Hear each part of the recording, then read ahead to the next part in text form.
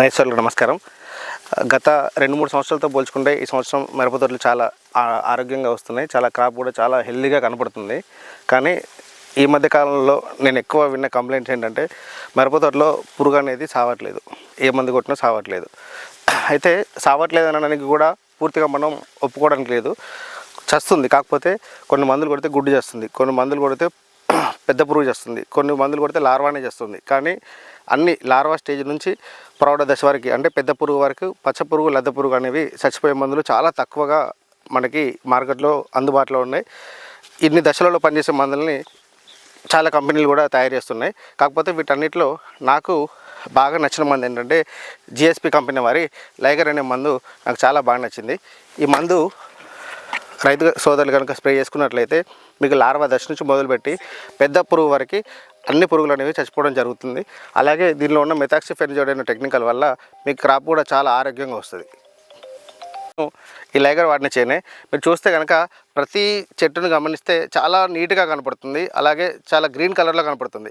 అంటే దీనిలో ఉన్న టెక్నికల్ గుణం వల్ల మనకి ఈ గ్రీనిష్నెస్ అనేది సాధ్యమైంది. కాబట్టి రైతు సోదరులు పురుగు మందు విషయంలో మీరు కాంప్రమైజ్ కాకూడదు. అలాగే మీరు ఎవరైనా బాండ్ వ్యవసాయం చేసిన వాళ్ళైతే అంటే ఐపీఎం కానీ చేస్తున్నట్టయితే ఐపీఎంలో కూడా మీరు ఈ మందు స్ప్రే చేసుకోవడానికి మీకు పర్మిషన్ ఉంది. కాబట్టి మీరు ఏం ఆలోచించకుండా పురుగు మందును స్ప్రే చేద్దాం అనుకున్నప్పుడు మేము మొదటి చాయిస్గా ఈ లైగర్ను ఎంచుకోండి.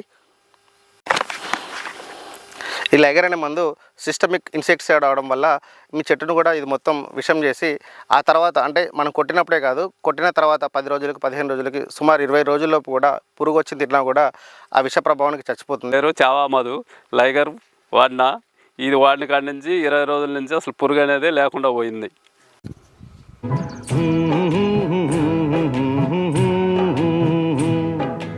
देखा एक ख्वाब तो ये सिलसिले हुए, दूर तक निगाह में है गुल खिले हुए.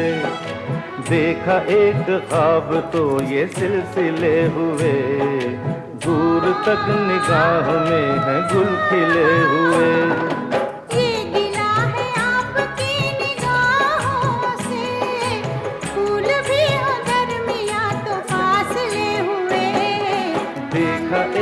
ख्वाब तो ये सिलसिले हुए, दूर तक निगाह में है गुल खिले हुए.